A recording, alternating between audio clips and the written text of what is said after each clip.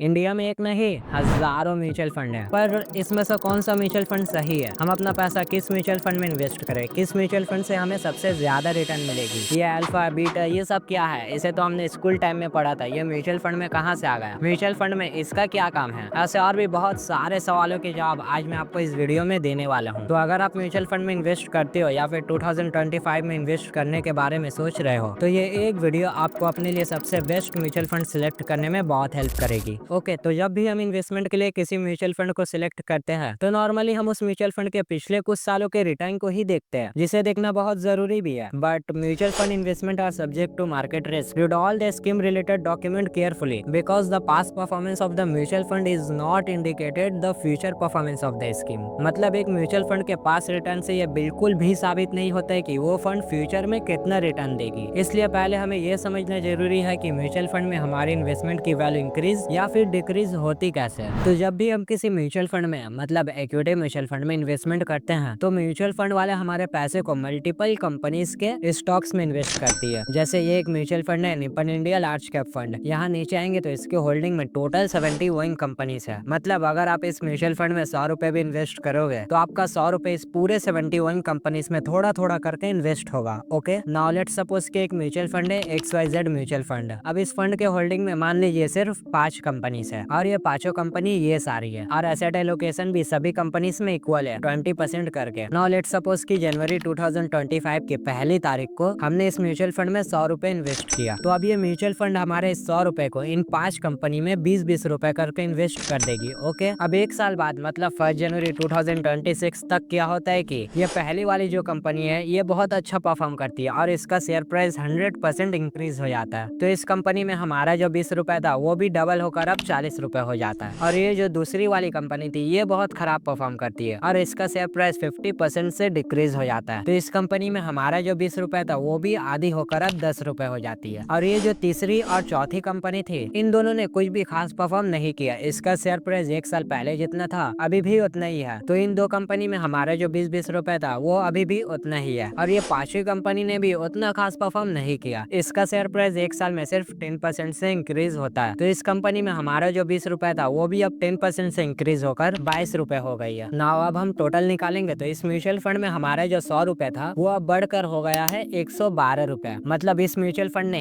एक साल में टोटल 12% का रिटर्न दिया है। अब 2026 में क्या होता है कि ये पांचों ही कंपनी बहुत अच्छा परफॉर्म करती है। इन सभी कंपनी का शेयर प्राइस 50-50% से इंक्रीज हो जाता है और हमारा भी 112 रुपए जो था वो भी अब 50% से बढ़कर हो जाता है 168 रुपए। मतलब इस म्यूचुअल फंड ने 2026 में 50% का रिटर्न दे दिया। और यही देखकर हम भी जनवरी 2027 में इस म्यूचुअल फंड में 10,000 रुपए इन्वेस्ट कर देते हैं। और 2027 में क्या होता है, ये पांचों ही कंपनी खराब परफॉर्म कर देती है और इन सभी कंपनी का शेयर प्राइस 20% से डिक्रीज हो जाता है। तो इस म्यूचुअल फंड का भी 2027 का रिटर्न -20% हो जाता है। और फिर हमें लगता है कि ये क्या, इस म्यूचुअल फंड ने तो पिछले साल 50% का रिटर्न दिया था, लेकिन इस साल तो इसने -20% का रिटर्न दे दिया, ये कैसे? इसलिए किसी म्यूचुअल फंड का पास रिटर्न देखना इंपॉर्टेंट है, लेकिन उससे भी ज्यादा इंपॉर्टेंट ये देखना है कि इस म्यूचुअल फंड ने अपने बेंचमार्क के कंपैरिजन में हर साल कितना रिटर्न दिया। तो हर एक म्यूचुअल फंड का एक बेंचमार्क इंडेक्स होता है और म्यूचुअल फंड का ये टारगेट होता है कि जैसे भी करके अपने बेंचमार्क के कंपैरिजन में ज्यादा रिटर्न लाना है और अपने बेंचमार्क को बीट करना है। जैसे अगर किसी म्यूचुअल फंड का बेंचमार्क इंडेक्स का रिटर्न है 50%, तो जैसे भी करके इस म्यूचुअल फंड को 50% से ज्यादा रिटर्न लाना है। तो ये कंपैरिजन हम वैल्यू रिसर्च की वेबसाइट पर देख सकते हैं। यहाँ पर हमें म्यूचुअल फंड से रिलेटेड और भी बहुत सारी डिटेल मिल जाती है। तो यहाँ पर हमें म्यूचुअल फंड का नाम सर्च करना है, जैसे Nippon India large cap fund. उसके बाद यहाँ रिटर्न पर क्लिक करना है और यहाँ थोड़ा नीचे ये जो नाम है ये म्यूचुअल फंड का नाम है और इसके नीचे ये इस म्यूचुअल फंड के बेंचमार्क इंडेक्स का नाम है। और यहाँ पर इन दोनों का लास्ट 10 ईयर का एनुअल रिटर्न है। तो लास्ट ईयर का इस म्यूचुअल फंड का रिटर्न है 28% और इसके बेंचमार्क इंडेक्स का रिटर्न है 22.6%। मतलब लास्ट ईयर में इस म्यूचुअल फंड ने अपने बेंचमार्क के अगेंस्ट में ज्यादा रिटर्न दिया। और इसी तरह से लास्ट 3 ईयर, 5 ईयर, 7 ईयर और 10 ईयर के पीरियड में भी इस म्यूचुअल फंड ने अपने बेंचमार्क के कंपैरिजन में ज्यादा रिटर्न प्रोवाइड किया। बहुत कम ऐसी म्यूचुअल फंड होती है जो लॉन्ग टर्म में अपने बेंचमार्क के कंपैरिजन में ज्यादा रिटर्न ला पाती है, वरना मैक्सिमम म्यूचुअल फंड तो लॉन्ग टर्म में अपने बेंचमार्क इंडेक्स को बीट ही नहीं कर पाती है।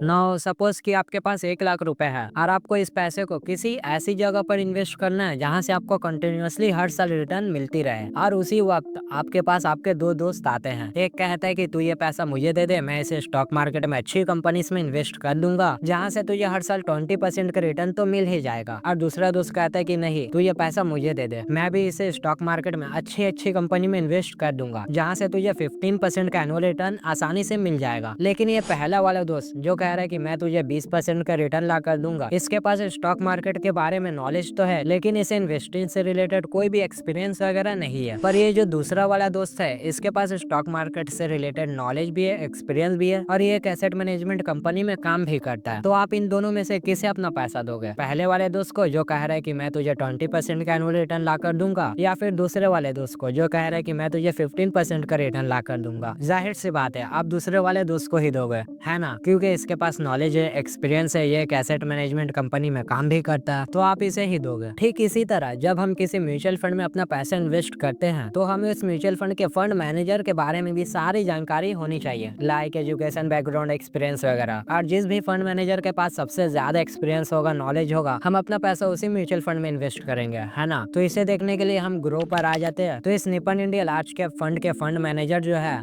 उनका नाम है भाविक देव और ये इस म्यूचुअल फंड में अभी ही हाल फिलहाल अगस्त 2024 में ही ज्वाइन हुए। तो इसका मतलब इस म्यूचुअल फंड ने पिछले 10 सालों में जो भी रिटर्न दिया है अपने बेंचमार्क को बीट करके, ये काम भाविक देव का नहीं है, बल्कि इससे पहले भी इस म्यूचुअल फंड के कोई ना कोई फंड मैनेजर रहे होंगे। तो इस म्यूचुअल फंड ने पिछले 10 सालों में जो भी रिटर्न दिया ये काम उनका होगा, ना कि भाविक देव का। ये तो अभी अभी इस फंड में ज्वाइन हुए हैं। अब ये आगे इस फंड को कैसे मैनेज करते और कितने रिटर्न ला पाते हैं ये तो हमें इनकी एजुकेशन और एक्सपीरियंस से ही पता चल सकता है। तो ये मिस्टर भाविक देव का एजुकेशन है, इन्होंने बीबीए और पीजीडीएम किया हुआ है और निपन इंडिया म्यूचुअल फंड में ज्वाइन होने से पहले इन्होंने मोतीलाल ओसवाल सिक्योरिटी के साथ, Crisil global, US oil and gas sector और भी कुछ कंपनी के साथ मिलकर काम किया हुआ है। और ये Nippon India large cap fund को तो मैनेज करते ही है, इसके अलावा ये Nippon India banking and financial service fund को भी मैनेज करते हैं। तो एक बार इस म्यूचुअल फंड का रिटर्न को देखना भी इम्पोर्टेंट है। तो भाविक देव इस फंड को 2021 से मैनेज कर रहा है, मतलब इनको इस फंड में 3 ईयर प्लस तो हो ही गया है। और इस फंड का लास्ट 3 ईयर का एनुअलाइज रिटर्न है 19% का, जो कि काफी अच्छा है। लेकिन सिर्फ 3 ईयर के परफॉर्मेंस को देखकर हम ये अंदाजा नहीं लगा सकते कि ये भाविक देव इस Nippon India large cap fund को कैसे मैनेज करते हैं। इसके लिए हमारे पास एटलीस्ट 5 to 7 ईयर का एक्सपीरियंस डाटा होना चाहिए, क्योंकि एक म्यूचुअल फंड को चलाने में फंड मैनेजर ही सबसे मेन रोल प्ले करता है। इसलिए अगर आपको कोई ऐसा म्यूचुअल फंड चाहिए जिसके फंड मैनेजर के पास सालों का एक्सपीरियंस और नॉलेज हो, तो आप गूगल पर जाइए और सर्च करिए India top 10 mutual fund manager list, और यहाँ किसी भी वेबसाइट पर आपको ये लिस्ट मिल जाएगी। और यहाँ फंड मैनेजर का नाम, उनके पास कितने सालों का एक्सपीरियंस है वो, और ये कौन कौन से फंड को मैनेज करते हैं उसकी डिटेल भी आपको मिल जाएगी। और उसके बाद आप इन सारे म्यूचुअल फंड को एनालाइज कर सकते हो। You know what is alpha? तो नॉर्मली किसी म्यूचुअल फंड में हमें उसका अल्फा रेशियो से पता चलता है कि ये म्यूचुअल फंड अपने बेंचमार्क के कंपैरिजन में कितना ज्यादा रिटर्न ला पा रही है। मतलब अगर किसी म्यूचुअल फंड का अल्फा रेशियो है 0, तो इसका मतलब है कि ये फंड अपने बेंचमार्क इंडेक्स के साथ ही चल रही है, मतलब इसके जितना रिटर्न ही दे पा रही है। और अगर अल्फा 1 है तो इसका मतलब है कि ये फंड अपने बेंचमार्क इंडेक्स से 1% से ज्यादा रिटर्न देकर अपने बेंचमार्क को बीट कर रही है। और अगर अल्फा -1 है तो इसका मतलब ये फंड अपने बेंचमार्क इंडेक्स से 1% कम रिटर्न ला पा रही है। नाउ सपोज कि एक म्यूचुअल फंड का रिटर्न है 12% और इसके बेंचमार्क इंडेक्स का रिटर्न है 8%, तो इस म्यूचुअल फंड का अल्फा क्या होगा?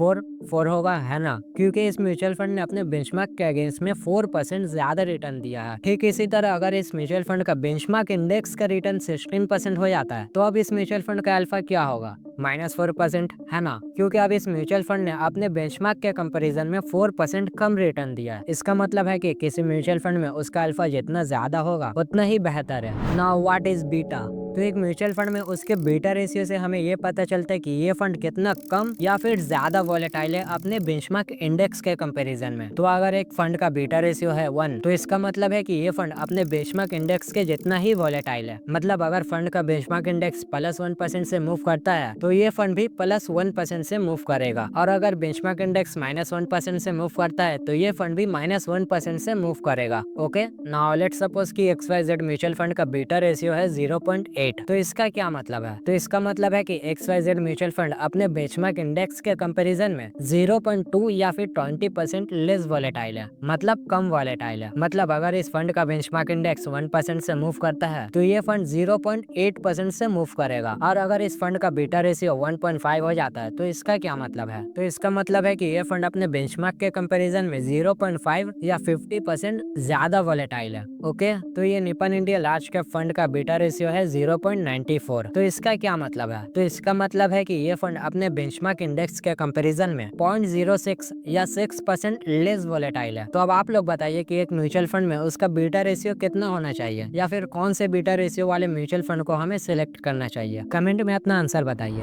Now what is rolling return? तो जब भी हम एक म्यूचुअल फंड में इन्वेस्टमेंट करते हैं तो हम क्या चाहते हैं? हम चाहते हैं कि हमें कंसिस्टेंट रिटर्न मिलती रहे। ऐसा नहीं हो कि हमें अपने म्यूचुअल फंड से किसी साल तो 50% का रिटर्न मिल जाए, किसी साल 10%, तो किसी साल -10%। ऐसा हम नहीं चाहते, है ना? हम क्या चाहते हैं कि हमें अपने म्यूचुअल फंड से हर साल कंसिस्टेंटली 15 to 18% का रिटर्न मिलती रहे। तो इसके लिए हम क्या करते हैं कि हम एक म्यूचुअल फंड के लास्ट 5 to 7 ईयर के रिटर्न के साथ साथ ये भी देखते हैं कि इस फंड ने अपने हर एक 3-4 साल के पीरियड में कितना रिटर्न दिया है। ओके, तो मान लीजिए कि ये एक फंड का लास्ट 7 ईयर का ग्राफ है। तो पहले हम देखेंगे कि इस फंड ने 2017 से 2019 के पीरियड में कितना रिटर्न दिया है, फिर 2018 से 2020 के पीरियड में कितना रिटर्न दिया है, फिर 2019 से 2021 के पीरियड में कितना रिटर्न दिया, एंड सो ऑन। तो इसे हम रोलिंग रिटर्न कहते हैं। Okay, rolling return. Now let's suppose कि एक फंड है XYZ फंड, जिसका 2019 से 2021 का रिटर्न है 30% और 2020 से 2022 का रिटर्न है 10% एंड 2021 से 2023 का रिटर्न है 20%। और दूसरी तरफ एक फंड है ABC फंड, जिसका 2019 से 2021 का रिटर्न है 22% और 2020 से 2022 का रिटर्न है 18% एंड 2021 से 2023 का रिटर्न है 20%। तो आप इन दोनों फंड में से किसे चूज करोगे? ABC फंड को ही, है ना? क्योंकि इस फंड का रिटर्न ज्यादा कंसिस्टेंट है, इसलिए हम किसी म्यूचुअल फंड के रोलिंग रिटर्न को देखते हैं। तो अब ये 5 मेट्रिक आपके स्क्रीन पर है। फर्स्ट, आपको एक म्यूचुअल फंड के रिटर्न को उसके बेंचमार्क इंडेक्स के रिटर्न से कंपेयर करना है। सेकंड, आपको म्यूचुअल फंड के फंड मैनेजर के एजुकेशन और एक्सपीरियंस को देखना है। थर्ड, आपको उस म्यूचुअल फंड के अल्फा एंड बीटा रेशियो को चेक करना है। एंड लास्ट, आपको एक फंड के रोलिंग रिटर्न को देखना है।